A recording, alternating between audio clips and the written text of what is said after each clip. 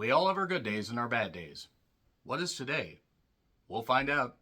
Thelma was written, edited, and directed by Josh Margolin. This is his feature credit for those particular fields, but he has had some acting credits in the past. Check out his IMDb page for the full list of his work, and this centers around a 93-year-old grandmother named Thelma in a movie called Thelma. The layers this movie has. I'm kidding, of course, I'm kidding. You'll find out my real opinions on Thelma in just a bit, but it's a smart, a bit of marketing to have your titular character. Titular's a funny word. I'm sorry, I'm immature, I'm 43, and I'm always going to find words like titular to be funny and perky. Let's get back to Thelma. So basically, Thelma, played here by Jane Sqiubb, who executive produced as well, has a great relationship with her grandson Daniel, played by Fred Hechinger, who was in The Pale Blue Eye and the Netflix Fear Street movies, which were certainly choices.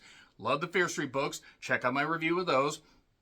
And after he leaves, sometime later, somebody calls posing as her grandson, and even though she has her suspicions, she doesn't quite understand technology. She can't use a computer to transfer some money to get him out of jail, so she mails it off. Then it turns out it's a scam. And then, in the immediate aftermath, her daughter Gail, played by Parker Posey, and Gail's husband Alan, Clark Gregg, two great talents there, I do want to say, have the debate along with Daniel, like, okay, is this really smart for her to live on her own as she's fallen for stuff like this? She's had health issues. She is 93. We have our own lives. And they have their respective things going on in their lives, especially Daniel. That's actually the core thing, the relationship between Daniel and Thelma.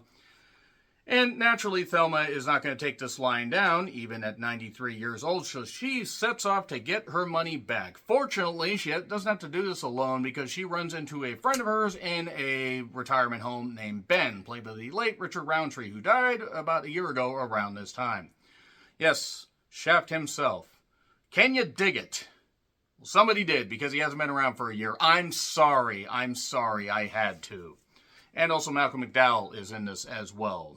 I think Malcolm McDowell pretty much has the market cornered on, roles like this and in movies like this. I mean, he was in Moving On. That was certainly something. Malcolm McDowell actually is a terrific actor. But that being said, let's talk about, there's not really too much to the plot, because it doesn't necessarily meander, but it's kind of simplistic. We get some themes of Thelma and Ben talking about their respective mortality. They've lost people in their lives, the people that they love. And naturally, being elderly, they are capable to an extent, but they also have a routine and can't go like they used to. And yes, mortality and other themes are wrestled with and addressed in this, while Daniel also has to address the fact that he has his issues and has to take care of himself, and also maybe stand up for himself, and maybe stop being, not necessarily lazy, but just being, have a little bit more motivation. Now, as for my particular feelings on this movie, I found this movie to be pretty hilarious, in all honesty. I found there's to be some moments of endearment, and I found some entertainment out of it. And I thought the social commentary was handled pretty well. I actually thought they handled all the themes fine.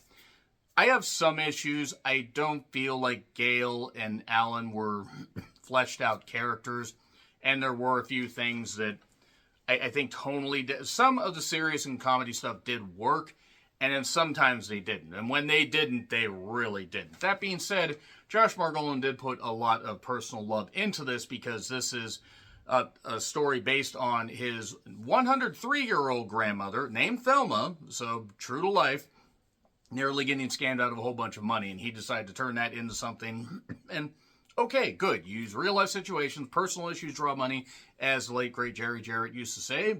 Non-wrestling fans are very confused by that name, and that's basically how we got this movie. Now, again, there are some tonal issues, and there are some inconsistencies. I also think this could have gone to streaming. I don't necessarily know if it needed to go into theaters, because I don't know. I mean, it probably didn't make that much, or cost that much, but it's probably not going to make that much. I do want to say Jane Sqiubb, by the way, is really, really entertaining in this. She's well-intentioned, very funny, and Richard Roundtree is funny in this as well. At least he got to go out with an entertaining role. And Fred as Daniel is pretty good, too. Now, there isn't much to spoil. I'm going to talk about a few particular situations, but it is in theaters if you want to check it out.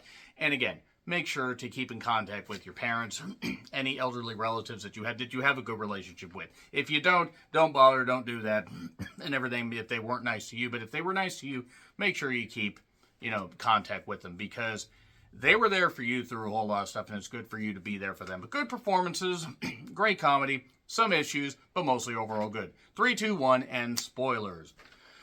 So basically, Thelma lost her husband, Ted, and actually looks on the computer with the help of Daniel to see a video of him.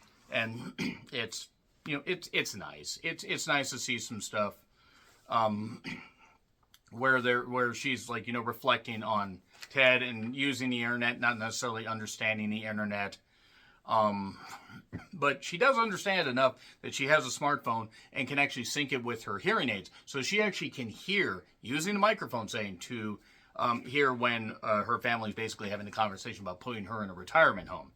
And she isn't going to take this line down. She gets to Ben, gets his motorized cart. There's actually a pretty funny thing where they crash into each other on respective carts in the retirement home. That's actually pretty funny. But Richard's like, Ben's like, I'm not going to let you go. We're going to take care of this. Okay, so they go off on the adventure. Now they do have to charge the thing eventually because it does only run on a little bit of power. But we get them going off, and Sharon laughs and everything, and the fact they knew each other. They stop off at an old friend's house where they went on a vacation, I believe, to Belgium some time ago. I forget the actress's name right now, but she does look very familiar. I think she's been in a bunch of stuff. And I do want to once again say that Jane Sqiubb is really, really funny in this. And meanwhile, Daniel is panicking because he really wants to keep an eye on his grandmother. He wants to make sure that he spends the most time with her.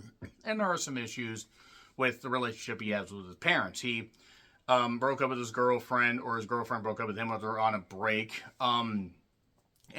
We don't really find out too much about that. It's not really necessarily important for the purposes of this equation. And my only issues really were, like, and Parker Posey and Clark Gregg are very good. I don't think that they were great here. I think their attempts at comedy, at least as far as their characters, clashed with what Jane and Richard were able to do genuinely. I felt like some of it was a little bit just And there is the thought of, an earlier line, there's this life alert, smartwatch thing, so Daniel can keep an eye on her. She uses that to get away from them. And she said earlier, before she did all that, before this money thing happened, if I don't fall, I'll be okay. That's why I don't fall. Well, then, sometime after her and Ben basically end up in the wrong goddamn direction, they have a bit of a fight. Thelma falls in in a open area, and she's not sure how she's going to get back up. And Ben shows back up, gets her, and everything's good. And then there's some comedy. Nicole Byer is one of the characters. She actually she's been good in some stuff as well. She plays one of the retirement home people. They're going to send out a silver alert, for elderly people. But they need some information, need all that. Daniel, meanwhile, is panicked about his grandmother. Him and his parents have a bit of a heart-to-heart. There's a scene at a gas station, I think, that was well-intentioned, but I don't feel quite worked. It was all right, but it wasn't the best. But again, Jane and Richard do carry this movie, and Fred does good when he's given something to work with.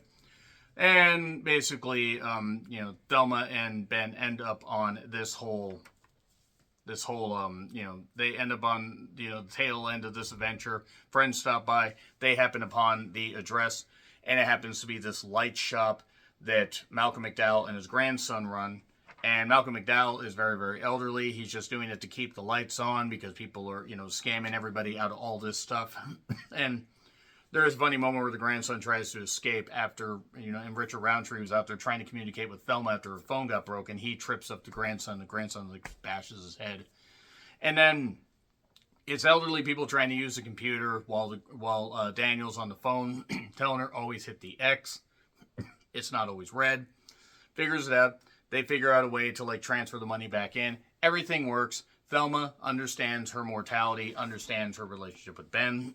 And things are good, things are endearing, things are whatever, and it works. It works out, and it's good comedy, good endearment, some tonal issues, but mostly overall works. Oh, yes, and we get a very mid-credits scene where we see, the director's actual grandmother and him, home video of a last scene where they're pointing at some trees.